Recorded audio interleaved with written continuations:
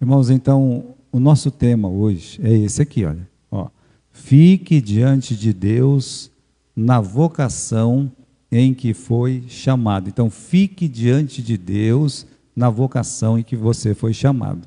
Se você reparar, tanto no versículo 17, dá uma olhadinha no versículo 17, quanto no versículo 20, olha agora, leia o versículo 20, e aí você lê o versículo 24. Está vendo só? A mesma coisa praticamente é dita no versículo 17, no versículo 20 e no versículo 24. No versículo 17 diz assim: assim cada um ande como Deus lhe designou, cada um como o Senhor o chamou. No versículo 20, cada um fique na vocação em que foi chamado. Versículo 24, cada um fique diante de Deus no estado em que foi chamado.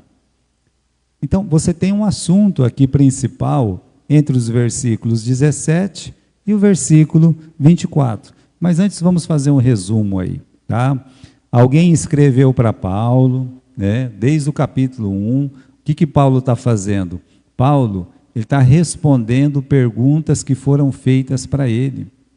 E melhor, alguém escreveu para Paulo contando de todos os problemas que a igreja estava enfrentando, né?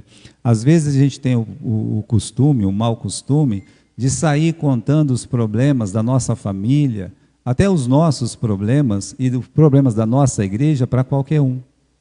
Quem faz isso, não há dúvidas que ele vai se dar mal, né? Não tem jeito de uma pessoa se dar bem quando ele acha que a vida dele, as coisas dele, tem que ser um livro aberto. Não, cuidado com isso, né? Cuidado.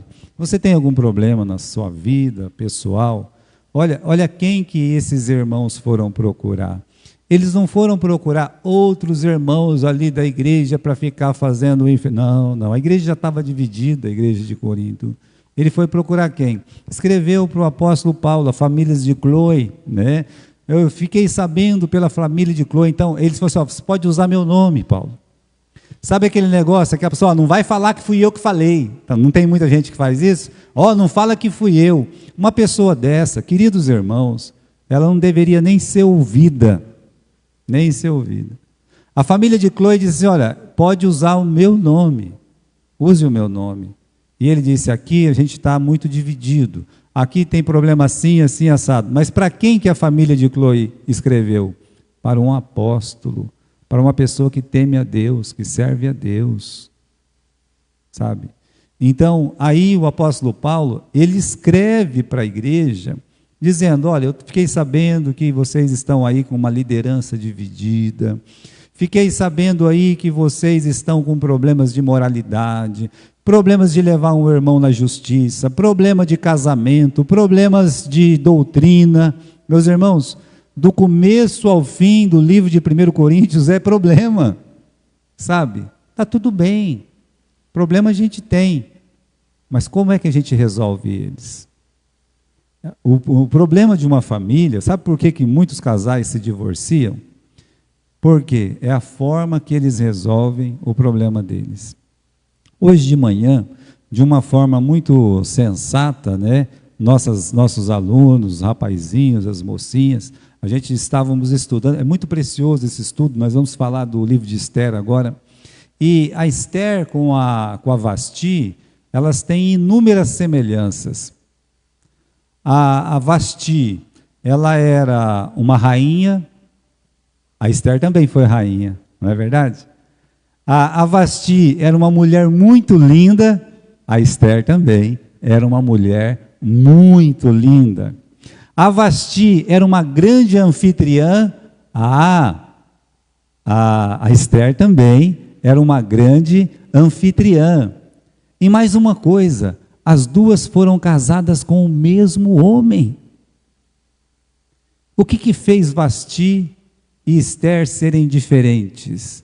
A forma que elas resolveram um problema. É só isso.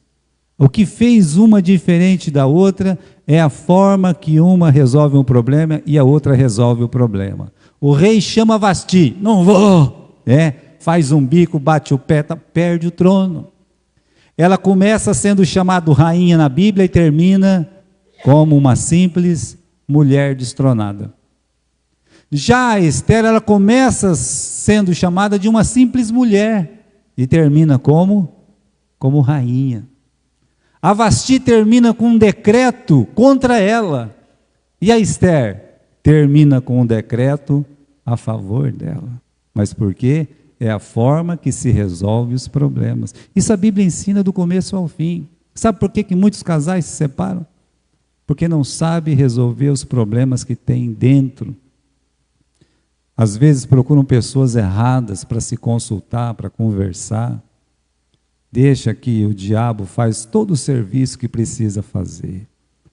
Olha o apóstolo Paulo, ele está sendo consultado e ele está dando palavra de sabedoria. Como é que vai resolver isso? Como é que vai resolver aquilo? Como é que vai resolver aquele outro?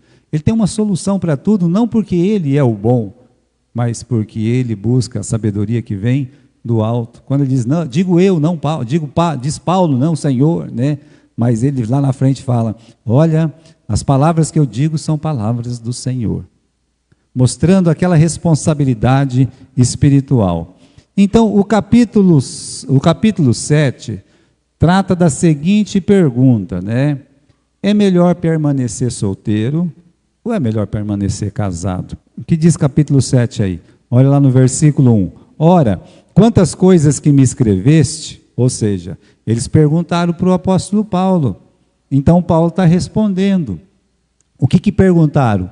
É melhor ficar solteiro ou é melhor ficar casado? Meus irmãos, em primeiro lugar, o apóstolo Paulo, no nosso primeiro estudo do capítulo 7, ele falou sobre o estado de celibato, sabe? Então, é bom ficar sem casar? É bom, mas tem que ter um propósito. Até a gente está aqui, a Mariazinha, mas nós citamos o exemplo da Mariazinha. Ela não casou, mas não é porque ela não teve chance de casar, é porque ela decidiu na vida dela que como solteira, ela poderia servir melhor ao Senhor. Então, ela casou com Jesus, né? O noivo dela é Jesus. E aí, meus irmãos, tem homens também que pode fazer isso aí, mas entendendo que a igreja vai ser a sua esposa. Assim, Paulo deixa bem claro, isso não é para todos. Então ele diz, bom, se a pessoa, né, nesse mundo está acontecendo tanta coisa ruim, daqui a pouco Jerusalém vai ser destruída e tudo mais, então é bom a pessoa ficar como eu, ou como os viúvos, ou solteiros. Mas se não pode, é melhor casar do que se abrasar. Então falou primeiro do celibato. O segundo assunto é do casamento. Ele fala da vantagem do casamento. Meus irmãos, o casamento é a primeira instituição que Deus fez. Então não tem nada errado de uma pessoa ficar solteira e não tem nada errado de uma pessoa casar, desde que seja para a honra e a glória de Deus. Veja, aí ele entra no terceiro assunto. Esse terceiro assunto aqui, meus irmãos, é o do nosso título. Fique diante de Deus na vocação em que você foi chamado. O que vamos estudar hoje, né? Que o crente deve ter paz de espírito para ter força de ficar no estado em que Jesus o chamou. Como assim, pastor? É só você pensar nos problemas que estava tendo na igreja de Corinto, né? Tinha gente lá que, olha aqui, né? Eu vou me separar, né? Por que você quer se separar? Meu marido não é crente, né? Não pode juntar a luz com as trevas. Olha que desculpa boa para se separar de um marido, ou para um marido se separar de uma esposa. Veja, irmão, não tem motivo, você não tem nenhum motivo para se separar, não existe, não tem nenhum motivo. Então, outros queriam o quê? Viver sobre o mal da escravidão, né? Viviam sobre o mal da escravidão. Eu sou escravo, né? Eu como escravo, eu não posso ficar escravo depois que eu sou crente. Quer saber? Vou fazer uma rebelião aqui, eu vou fugir, olha que Deus está falando para ele, né? Até no versículo fala, se você puder um dia ficar livre, tudo bem, mas não, meus irmãos, de uma forma errada, de uma forma... Só pela oração uma pessoa poderia ficar livre da escravidão. Depois tem esse outro assunto, né? Tinha uns que queriam ser circuncidados. Aquela conversa errada que saía, né? Quem não é circuncidado não vai para o céu. Então lá na igreja, acho que eu vou me circuncidar também. E tinha outros que eram circuncidados, eu não quero mais ficar circuncidado, né? Calma lá, nem é difícil isso. Mas que mania é essa? De querer fazer uma coisa errada só porque a sua situação no momento não parece boa. Então Paulo está tentando corrigir isso. Fique no estado em que você foi chamado. O que Paulo ensina se resume no versículo 17, 20 e 24, ou seja, tenha paz, sirva a Deus no estado em que você foi chamado. Tem uma coisa aqui, irmãos, que acontece muito no nosso mundo hoje. Eu não sei se vocês já ouviram falar, né? Falar do medo de estar perdendo. Já ouviu falar disso, né? O que é isso? Medo de estar perdendo, né? Medo de que outros estejam fazendo ou vivenciando algo que você não está, né? Poxa, a pessoa está vivendo uma coisa que eu não estou vivendo, a pessoa está fazendo uma coisa que eu não estou fazendo. Isso é um mal hoje da sociedade, não é só do Brasil, aqui do Brasil.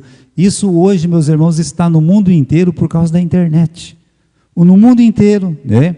Aí vamos dizer assim, nós temos irmãos hoje, acho que estão até voltando hoje, né?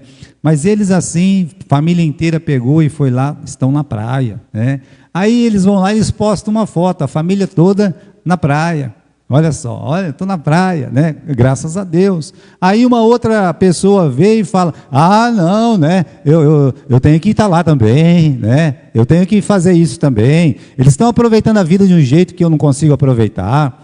Olha a pessoa, né? Ela é casada, ela é muito mais feliz do que eu. Olha a pessoa lá no Instagram, ela é solteira. E eu vou me separar porque eu tenho que ter essa vida, eu tenho que ter essa liberdade também. Parece que a pessoa está vivendo uma coisa e você nunca vai viver aquela coisa. É o medo de perder. Por que a pessoa está sendo tão feliz e eu não sou feliz? Esse é o mal da nossa sociedade hoje. E enquanto ela não for lá e tirar uma foto no mesmo lugar ou num lugar melhor e postar, aí ela não se sente feliz e abençoada. Meus queridos irmãos, esse é o mal da nossa sociedade hoje, né? Na maioria das vezes, as pessoas têm medo de nunca viver uma emoção ou uma situação como aquela, e aí nasce o quê? O descontentamento. Nasce o descontentamento. Para mim, meus irmãos, é aquela pessoa que o descontente, ele nunca está olhando para o que Deus faz na vida dele. Nunca. Eu tenho falado assim, até com uma certa repetição, né? Que às vezes o que acontece na nossa vida a gente não valoriza as coisas que Deus faz, que Deus nos dá, a gente não valoriza. Mas se está acontecendo alguma coisa do outro lado ali, porque a gente só tem olho para o outro lado, a gente não tem olho para o nosso lado, então, aí sim, aquilo tem valor. Aquilo lá tem valor, o que está comigo aqui não tem valor. Então parece que meu marido não tem valor, parece que a minha esposa não tem valor, parece que meus filhos não têm valor, né? Parece que a minha igreja não tem valor. Aquela tem, a minha não tem. Irmãos, em qualquer... O que acontece na nossa igreja de domingo de manhã, eu vou dizer uma coisa para vocês, cada domingo é um milagre, né? Se tivesse em outra igreja, fosse uma igreja assim, sabe, lá do centro e tal, eles estariam postando na internet, se engrandecendo, fazendo assim 1000 barulhos para dizer que eles estão fazendo.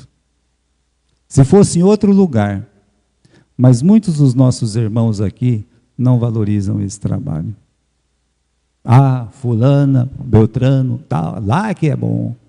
Né? A gente não valoriza o que a gente tem, o que Deus tem feito.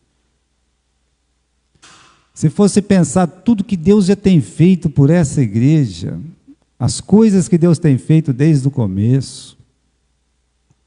Quando num punhado de gente, num barracãozinho, não tinha uma classe, não tinha nada aqui, absolutamente, não tinha nada aqui. E Deus ainda trouxe uma missionária para ficar aqui. E Deus abençoou tanto essa igreja, de uma forma que outra igreja em Marília não construiu e nem organizou o número de igrejas e trabalho que a nossa igreja tem feito. Mas eles têm valor, a gente não tem. Sabe o que é isso? É o descontentamento com aquilo que Deus faz na nossa vida. Mesma coisa na nossa família, na nossa casa. Já parou para agradecer o que Deus tem feito? Mas aí, porque o fulano posta no Instagram, porque o fulano posta no Facebook, aquilo ali sim é bênção, bênção. É o que Deus faz na tua vida todos os dias. Permaneça no estado em que foi chamado. Meus irmãos, no capítulo 7 aqui, tinha gente casado querendo largar da esposa. Tem gente solteiro querendo casar só para se aparecer. Não é o propósito verdadeiro. Então, vamos continuar, né? Nos três casos aqui, né? Pode mudar aqui, né? Dessa questão. O texto tem muito a nos dizer sobre o contentamento cristão em Cristo, tá certo? O texto tem muito a dizer isso para nós. O medo de perder é apenas uma outra forma de dizer que nós estamos descontentes, tá? A incapacidade de estar contente não é um problema de hoje. Vem do Éden, quando o diabo disse assim: você sabia que se você comer do fruto dessa árvore, você vai ficar sabidão que nem Deus? Estão lembrados disso? Aí, uma pessoa que foi criada à imagem e semelhança de Deus, sem nenhum pecado, perfeitinho, disse: eu acho que eu não sou bom o suficiente. Eu acho que eu não sou lindo o suficiente. Eu acho que eu não sei o suficiente. Quer saber? Eu vou comer. Meus irmãos, é isso. Medo de perder. Quer dizer que se eu comer, eu vou ficar igual Deus? Sabidão igual Deus? Eu não posso perder. Cuidado, meus irmãos. A gente alcançamos o contentamento quando? Quando aprendemos que Deus é soberano sobre todas as atividades humanas, né? O nosso contentamento é resultado do nosso prazer em Cristo. Nunca esqueça disso. O meu contentamento é o quê? É o resultado do meu prazer com Cristo e ser como Jesus me fez e Ele me colocou. Senão a gente vai ficar olhando para os lados e coisa e tal, e não nasce o contentamento. Eu me lembro que quando o Fernando Henrique Cardoso, ele era presidente, veio um pessoal do jornal, né, não preciso nem falar de que emissora era, e disse assim: senhor presidente, o senhor não está fazendo reforma agrária, as pessoas estão lá, começou, sabe, falar assim. Ele, calmamente, ele disse assim: eu estou fazendo reforma agrária para o Brasil, não para o movimento sem terra, mas para o Brasil. Ou seja, eu não estou querendo deixar uma pessoa lá, briguenta, desaforenta e tal, contente. Eu tenho que deixar o Brasil contente. Por isso, meus irmãos, quando você for viver a sua vida em contentamento, você tem que viver em contentamento para Deus, não para agradar outra pessoa, não para agradar o mundo. Aí deixa ele se virar para lá. Pare de ficar olhando para o lado, né? E para quê? Você vai ganhar o quê com isso? Pastor, a sua igrejinha aqui tão pequenininha, né? Puxa vida, olha, tem a igreja lá da primeira, tem não sei quantas mil pessoas, graças a Deus. Que inclusive é um amigo pessoal.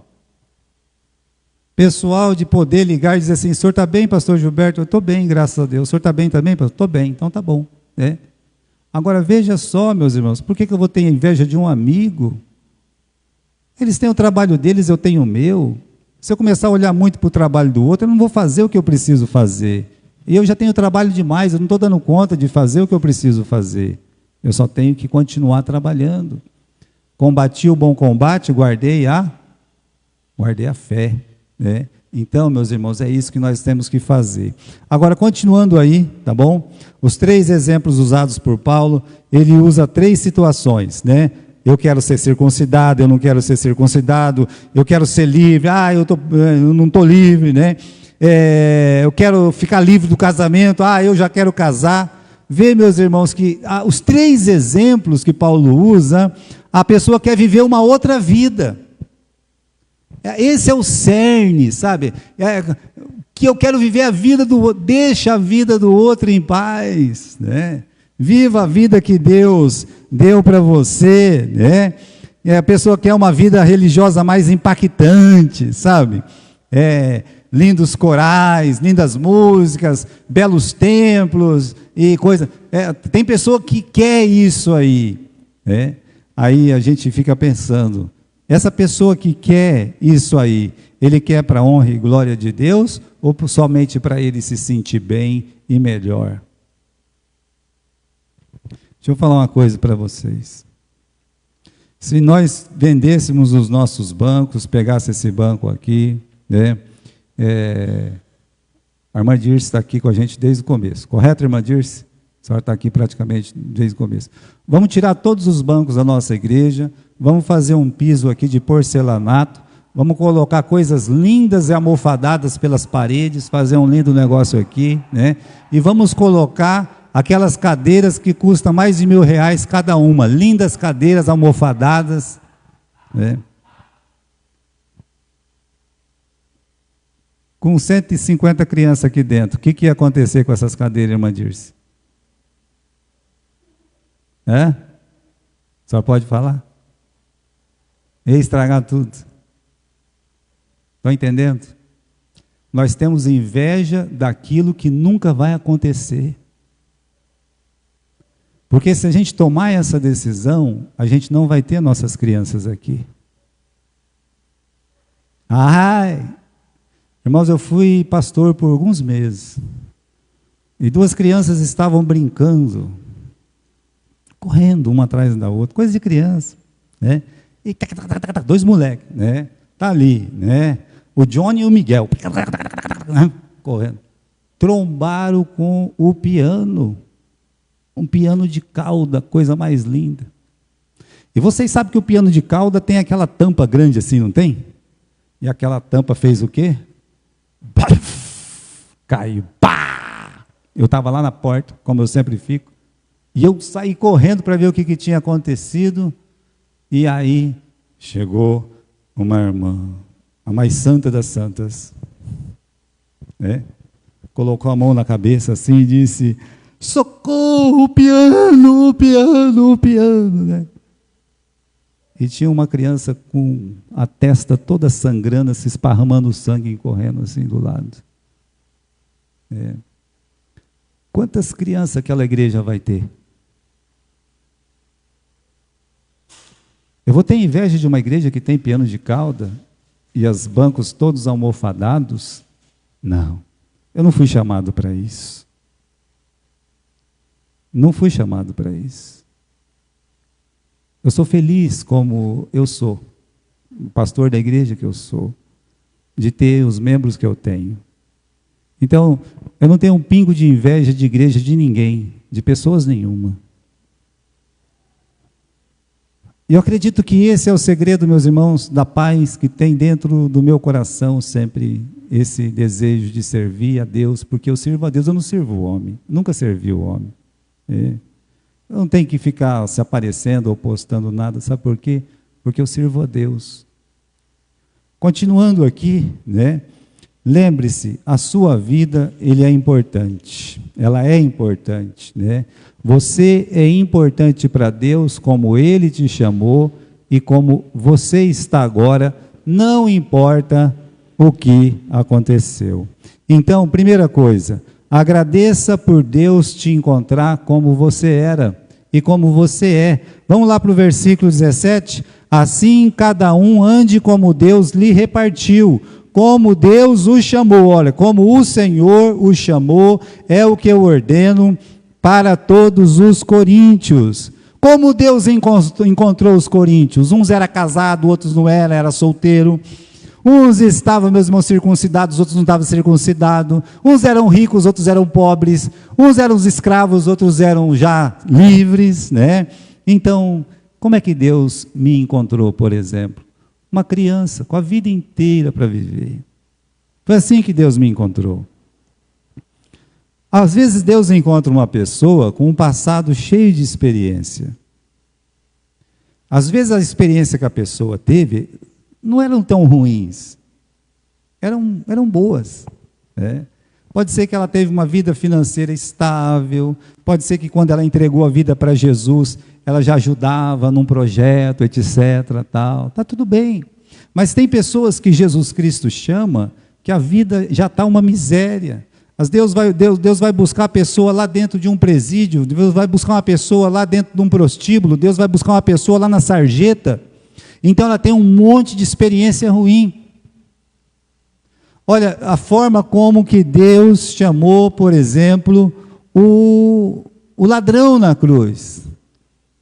Senhor, me tira daqui, Senhor. Eu quero viver para Ti. Prove que o Senhor é Deus. Me tira daqui. Né? Ele disse isso? Não. Você sabe por que ele não pediu para Jesus tirar ele de lá? Porque ele sentiu aquela paz. Eu fui chamado do jeito que Deus quis me chamar. No último estalo da vida. Daqui, se eu descer e viver essa vida, olha, imagine o ladrão descendo e vivendo a vida dele, as pessoas olhando para ele dizendo, seu ladrão, seu assassino, seu não sei o quê, né? Mas aí Jesus olha para ele e diz, fique em paz. Hoje mesmo você vai estar comigo no paraíso. Morreu, né? Ele saiu da cadeia, foi direto para o céu. Olha que beleza, né? Porque entregou a vida para Jesus nesse intervalo. E lá pôde ver Abraão, Isaac, Jacó, né? Alguém podia dizer, mas rapaz, você não era aquele ladrão lá? Era eu mesmo, né? E o que você está fazendo aqui no céu com a gente, né? Entreguei minha vida para Jesus. Estava na prorrogação já. Já estava indo embora quando eu entreguei a minha vida para Jesus. Então, irmãos, cada um é chamado de um jeito. Tem pessoa que vai ser chamado no bem bom, mas tem pessoas que não. Que vai ter que acontecer muita coisa ruim na vida dele, para ele entregar a vida dele para Jesus. Então aqui, a gente tem que aprender a dizer, Senhor, eu agradeço por me encontrar exatamente no ponto em que me encontrou. Foi encontrado em penúrias? Louve a Deus pelo livramento. Foi encontrado sem penúrias? Não fica contando vantagem, né? Agradeça a Deus e vá marchar com Cristo, né? Ande como Deus lhe designou. Versículo 20, diz assim, cada um fique na vocação em que foi chamado. Numa das traduções está escrito designado, né? A gente poder dizer assim, eu sou um designer de Deus. O design, né? A pessoa tem muito essa palavra hoje. De certa forma, né? Pode-se dizer que é assim mesmo, né? Eu não sou melhor cristão por ser homem, uma mulher não vai ser uma melhor cristã por ser mulher, uma pessoa não vai ser melhor cristão por ser rico ou pobre, por ser judeu ou gentil, por ser um escravo ou por ser uma pessoa liberta ou um senhor.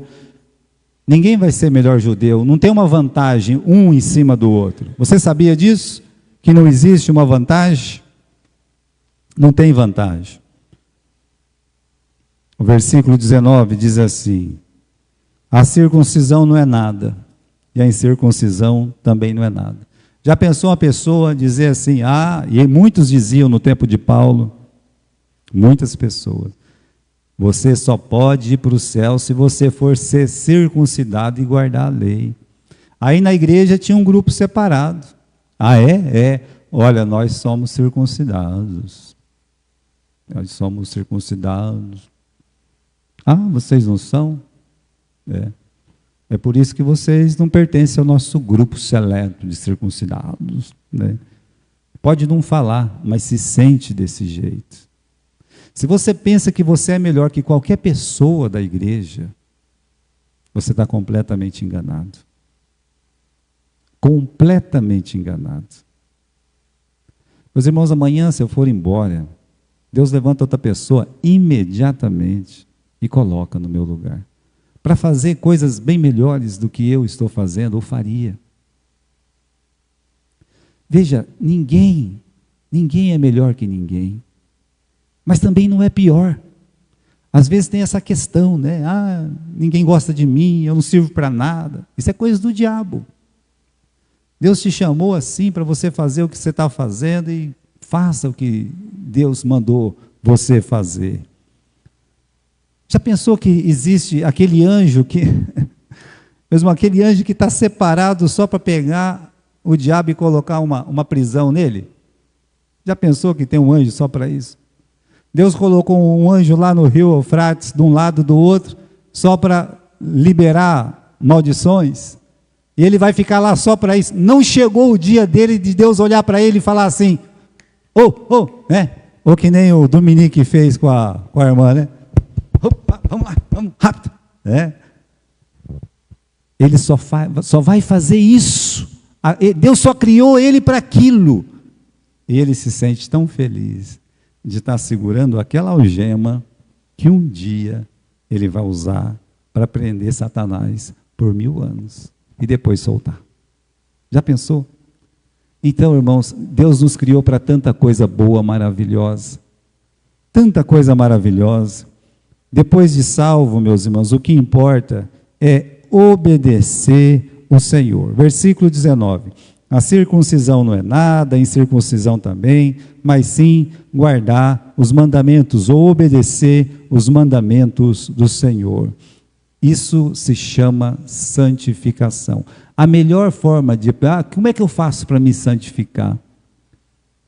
Fale como Jesus falou. Ande como Jesus andou. Até aí, você vai ser um bom fariseu em falar como Jesus falou e em andar como Jesus andou. Até aí, você é um bom fariseu. Está faltando uma coisa. O quê? Ame como Jesus amou. Aí você vai ser igual a Jesus. Porque senão você vai ser somente uma capa. A capa da circuncisão. Então o apóstolo Paulo diz, né? Não é nada a circuncisão. Já pensou as pessoas lá na igreja de Corinto, o apóstolo Paulo, eu vou ler a carta do apóstolo Paulo, lá está o grupo da circuncisão. A circuncisão não serve para nada. Já pensou? Como é que eles iam receber essa palavra lá? E eles com a cara feia. Como não é nada? Como não é nada? Pois é, não é nada. É o que a palavra de Deus diz aí. E já pensou se tem algum irmão aqui na igreja que fala assim, eu vou me circuncidar? É para quê? Você vai ganhar o quê com isso? O que Paulo fala? Você está circuncidado? Aí no capítulo 7. Fique assim, não está? Não se circuncide. Por quê? Porque é uma coisa, meus irmãos, da carne, soberba da vida. Isso é coisa soberba. Continuando, né? Permaneça no estado em que foi chamado, né? O que significa isso, pastor? Olha, que alguém pode permanecer no estado em que se encontra, desde que esse estado seja moral, ético e legal. Você pode ficar no estado que você foi chamado. Mas vamos dizer que, olha, eu fui chamado eu sendo o maior ladrão da cidade. Então eu vou ter que ficar no estado que eu estou chamado. Eu vou continuar roubando. É assim? Não, claro que não. Não é isso que Paulo está dizendo. É na questão de um bom estado. Ético, moral, legal, né?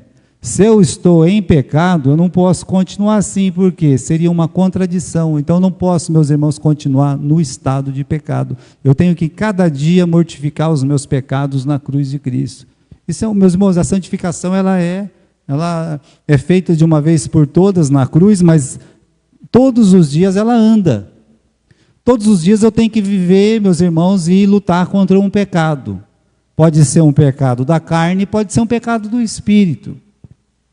Um pecado da carne, né? Imoralidade. Um pecado do espírito, rancor. Estão entendendo a diferença de um pecado da carne e um pecado do espírito?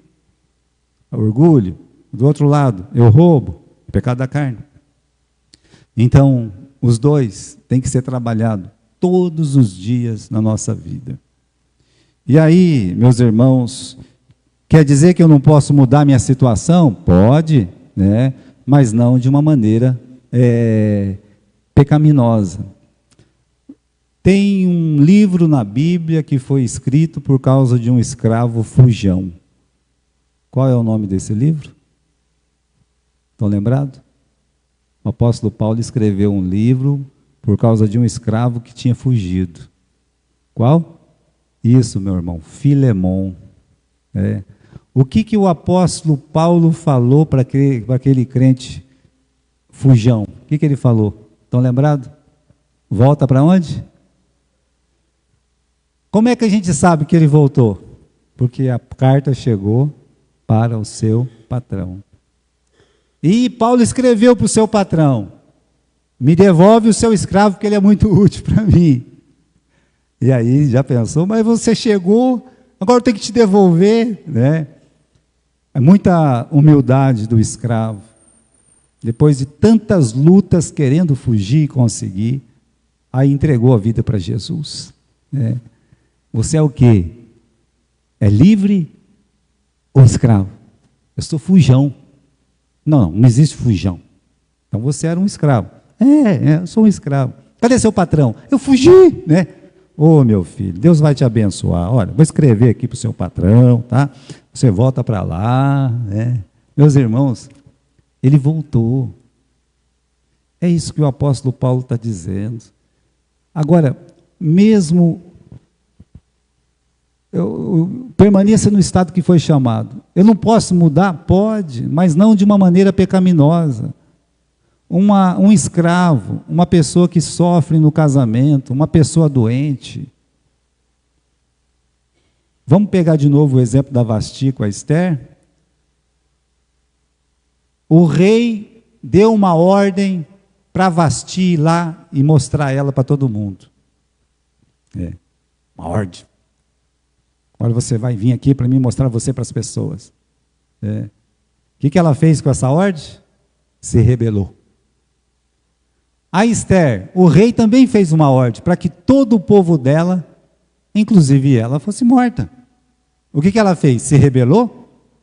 Ou ela pediu para as amigas orar, e ela orou e pediu para todo mundo orar?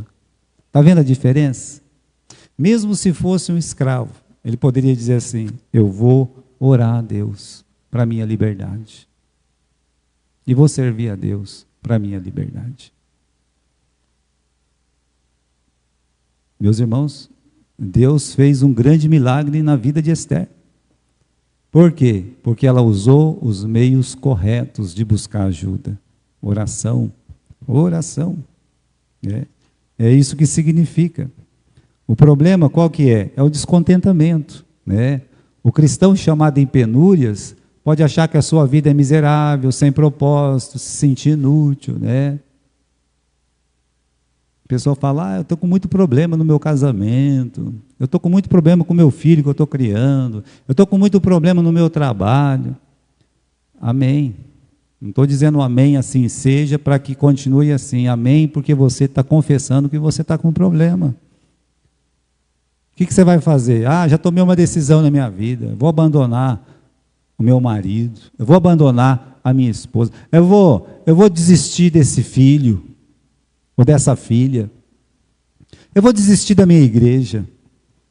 É uma opção. O que deve ser feito?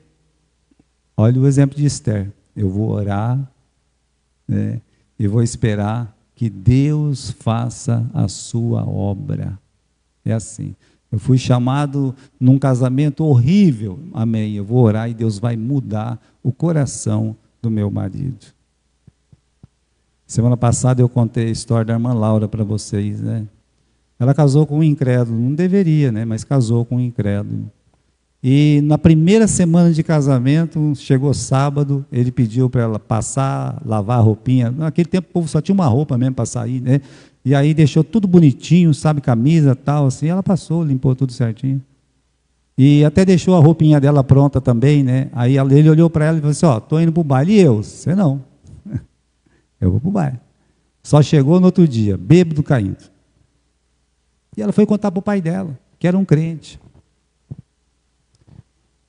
Fundador da igreja metodista, lá em Galha. E ele olhou e disse, minha filha, você não vai voltar para casa, você é uma casada, você vai orar para Deus, mas no próximo sábado, sem ele pedir, passe a roupa dele, lave a roupa dele, passe, deixa bem engomadinho, já deixa tudo prontinho, colocado na cama, bonitinho, e vá orar.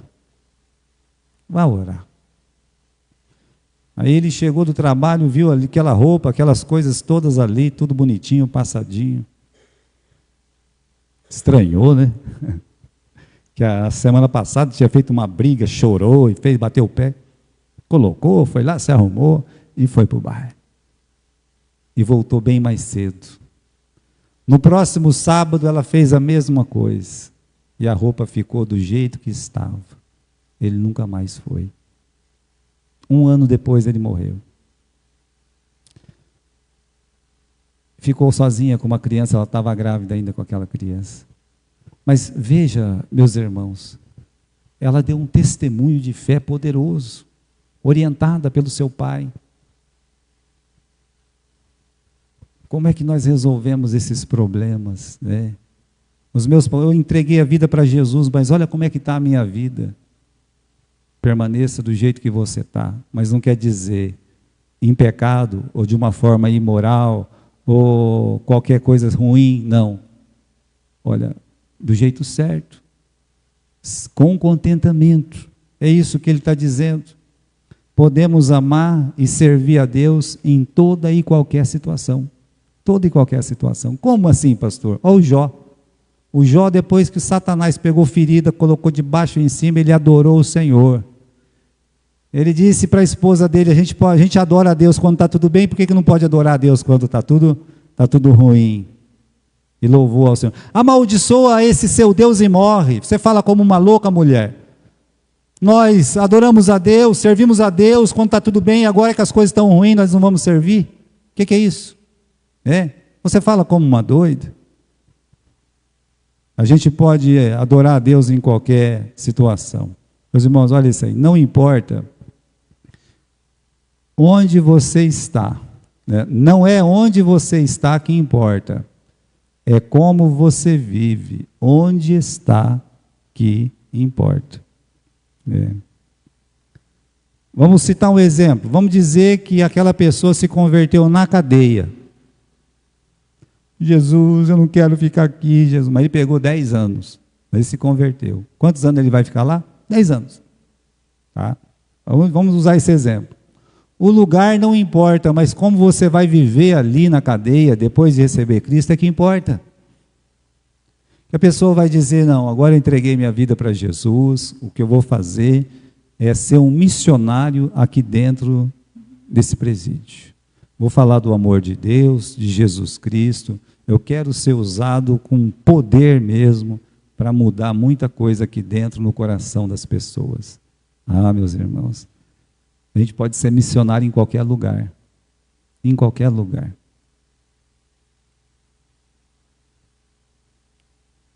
Como você vive onde está? Como você vive morando num ambiente hostil, pecaminoso, onde prolifera droga, prostituição, criminalidade? Tem muitos lugares assim, tem muitos lares assim. Pode ser que um lar de alguma de nossas crianças, o pai e a mãe, eles são viciados em alguma droga, em alguma bebida. Então, como é que aquela criança que se converteu vai viver ali? Ah, eu vou embora da minha casa, porque... Não. Fique como você foi chamado. Ore pela sua família. Interceda, seja o exemplo ali dentro. Faça isso.